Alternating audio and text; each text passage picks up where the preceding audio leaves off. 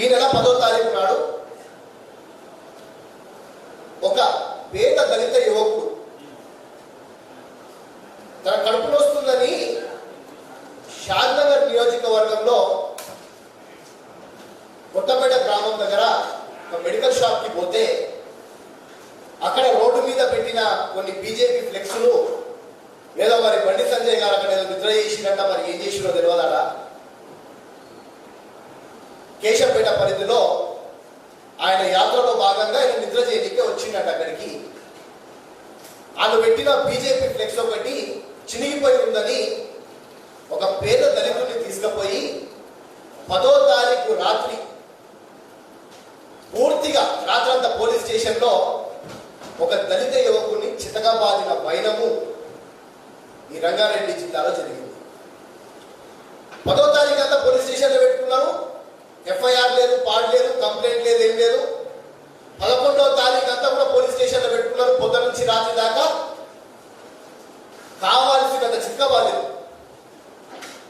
కావాల్సినంత చిత్కబాది 11వ తారీఖు అర్ధరాత్రి ఫోన్లు గుచ్చుకొని ఫ్రెండ్లీ పోలీస్ అని ఫోన్లు గుచ్చుకొని ఆ దళితుని చిత్కబాదిన వైరం. 12వ తారీఖు నాడు అతనికి మళ్ళీ ఆయన ఫోన్లు ఇస్తే మమ్మల్ని ఆశ్రయిస్తే ట్విట్టర్ వేదిక ద్వారా నేను డీసీపీ గారిని ట్యాగ్ చేసుకుంటూ నేను కంప్లైంట్ పెట్టడం జరిగింది. ఇది ఫ్రెండ్లీ పోలీసా, ఫ్రాక్షన్ పోలీసా, ఏం జరుగుతుంది ఈ రాష్ట్రంలో? మరి దళిత బంధు అని చెప్పుకునే టిఆర్ఎస్ పార్టీ ప్రభుత్వము దళితుల మీద ఈ దాడులేంది? మొత్తం తొడల దగ్గర చర్మం వెళ్ళిపోయే విధంగా పూర్తి స్థాయిగా కొట్టినప్పుడు అసలు ఏం జరుగుతుందని నేను సిఐ గారితో మాట్లాడడం జరిగింది. సిఐ గారు మరి మీరు ఎఫ్ఐఆర్ పెట్టారా లేదా అంటే లేదండి పెట్టలేదు. మరి పెట్టకుండా ఎట్లా పెట్టినారంటే కూడా లేదండి మాకు ఒక బీజేపీ నాయకుడు, ఒక బీజేపీ దళితుడు ఫోన్లో ఇచ్చిన సమాచారం ప్రకారము మేము ఆయన తీసుకొచ్చి పోలీస్ స్టేషన్లో పెట్టుకున్నామని చెప్పారు. సరే పెట్టుకున్నారు, మంచిదే. ఎఫ్ఐఆర్ బుక్ చేయలే, చిత్కబాధితులు. నేను 13వ తారీఖు నాడు నేను కాంగ్రెస్ పార్టీ కార్యక్రమాల మీద నేను వేరే రాష్ట్రంలో ఉండగా మా హైదరాబాద్ అధ్యక్షుడు రమేష్ బాబు గారికి, అదేవిధంగా మా లీగల్ సెల్ వారికి, ఉదయ్ గారికి చెప్పి 13వ తారీఖు నాడు 11 గంటలకు డీసీపీ శంషాబాద్ గారికి కంప్లైంట్ చేయడం జరిగిపోయింది. డీసీపీ గారికి కంప్లైంట్ ఇస్తే డీసీపీ గారు లేకుంటే ఇంకొకరిని అపాయింట్ చేసి మరి 11 గంటలకు స్వీకరించుకున్నారు. కానీ కక్షపూరితంగా 13వ తారీఖు నాడు 11 గంటలకు మేము కంప్లైంట్ ఇస్తే దెబ్బలు తిన్న వ్యక్తి మీద ఈ పోలీసులు ఎఫ్ఐఆర్ చేశారు. ఇంతకంటే సిగ్గుకరం ఇంకోటి ఉండదు.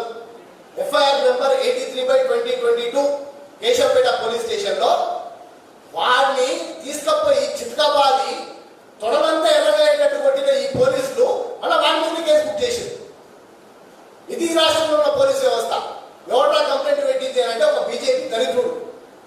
ఈ రాష్ట్రంలో టిఆర్ఎస్ పార్టీ బీజేపీ నాయకుల ఫ్లెక్స్లు చింపితే దళితులను చిత్కాబాదమని ఈ బీజేపీ టిఆర్ఎస్ పార్టీ పోలీస్ వ్యవస్థను ఈ దళితుల మీద దళితంగా దళిత బంధు అని చెప్పుకునే వీళ్ళు దళితంగా కొట్టించిన వైరని.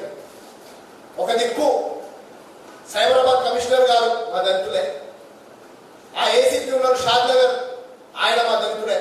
కానీ వీళ్ళు మాత్రం దళితుల మీద దాడులు జరుగుతుంటే మాట్లాడకుండా మళ్ళా ఉల్టా ఈ దళితుల మీద కంప్లైంట్లు పెట్టి ఎఫ్ఐఆర్లు పెట్టి చిత్రహింసలు.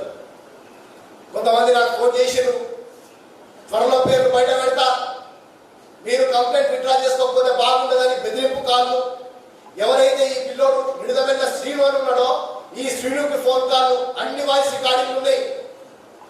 అధికార పార్టీ నాయకులు ఫోన్ చేసిండ్రు, పోలీసులు ఫోన్ చేసిండ్రు, బెదిరిస్తున్నారు. అన్ని కాల్ రికార్డ్స్ బయట పెడతా. ఎవరైతే ఈ దళితుల మీద దాడి చేస్తున్నారో ఎవ్వడిని వదిలిపెట్టే ప్రసక్తి లేదు. ఇప్పుడే డీసీపీ శంషాబాద్ గారితో మాట్లాడితే ఇవాళ 5:30కు మరి ఈరోజు ఎంక్వైరీ అని చెప్పారు. ఎంక్వైరీలో ఏసీపీ గారిని పిలుస్తా అని చెప్పారు.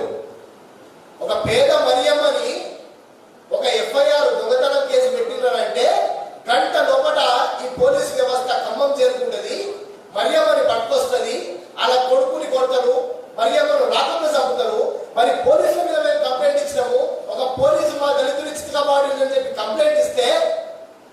ఇప్పటికీ 8 రోజులైతుంది ఈ సంఘటన జరిగి. పోలీస్ వ్యవస్థ పూర్తి స్థాయిగా ఈరోజు టీఆర్ఎస్ పార్టీ, బీజేపీ వీళ్ళ చేతులలో ఈరోజు బందీ అయిందని చెప్పి ఆరోపణ కాదు, ఇది వాస్తవానికి ప్రూవ్ అవుతుందని చెప్పి కూడా మేము చెప్తున్నాం. ఒక బీజేపీ నాయకుడు మా ఫ్లెక్స్ చిరిగింది అంటే 50 రూపాయల ఫైన్ తోని వదిలిపెట్టాల్సిన ఒక సెక్షన్, ఆ సెక్షన్ పెట్టి, ఆ సెక్షన్ 427, 290 ఐపీసీ పెట్టి 50 రూపాయలలో వదిలిపెట్టాలి.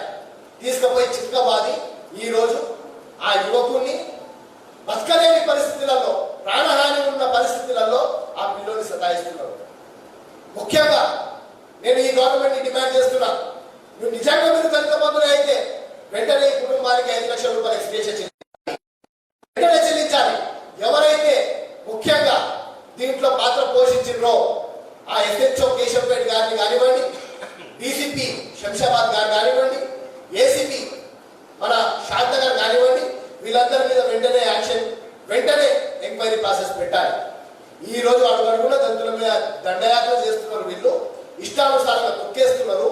ఈ దళిత బంధు పేరు మీద 100 కుటుంబాలని వీళ్ళింట్లో పనిచేసే వాళ్ళు, ఈ టీఆర్ఎస్ పార్టీ జెండాలు కట్టేటోళ్ళు, వీళ్ళకు ఫ్లెక్స్లు పెట్టేటోళ్ళు, ఈ కేవలం 100 మంది ఎవరికైతే ఇస్తున్నారో ఆ 100 మంది ఈ టీఆర్ఎస్ పార్టీ నాయకులకు ఇస్తుంటే మిగతా దళితులు అడిగినందుకు, ప్రశ్నిస్తున్నందుకు ఇటువంటి చర్యలా?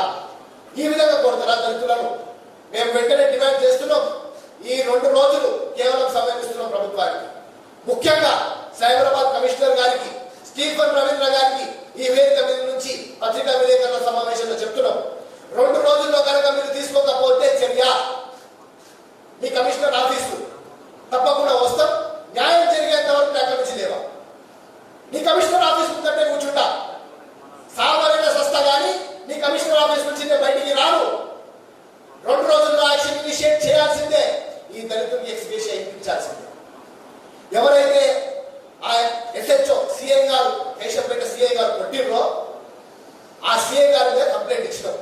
ఎస్సీ ఎస్టీ అట్రాసిటీ కేసు పెట్టాల్సిందే. పెట్టకుంటే ఈ రాష్ట్రంలో పోలీస్ వ్యవస్థ ఏదైతే అంతర్గతంగా టీఆర్ఎస్ బీజేపీ ఇద్దరు దోస్తీ మధ్యలో వాళ్ళ దోస్తీ నిర్వహించుకోవడానికి మా దళితుల మీద కేసులు పెడుతున్నారో వారిని వదిలే ప్రసక్తి లేదు. దాని మీద న్యాయ పోరాటం కూడా సిద్ధమవుతామని ఈ సందర్భంగా తెలియజేస్తున్నాం. హాయ్ ఫ్రెండ్స్, మా టుడే టుమారో యూట్యూబ్ ఛానల్ చూస్తున్నందుకు చాలా థ్యాంక్స్. మరిన్ని లేటెస్ట్ వీడియోస్ కోసం వెంటనే సబ్స్క్రైబ్ చేయండి. అలాగే ఈ బెల్ ని కూడా రింగ్ చేసేయండి.